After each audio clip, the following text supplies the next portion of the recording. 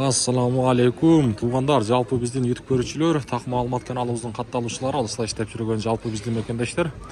Баарыңыздарга айтылуу нукат чергесине салам айтамын. Бүгүн 2024-жылдын 15-октябрь күнү, аптанын бүгүн 2-нчи күнүнө турамын.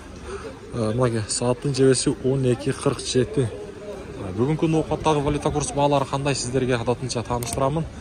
Каналга катталып, сөзсүз түрдө ушундай бармакчаны, лайкты аябай басып коюңуздар.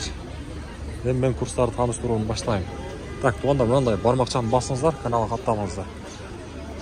Коммерциялык Кыргызстан банкта сатып алуу доллар 85 сом 20 тыйын, евро 92.00, рубль болсо 0.88 тыйын болуп турган кези.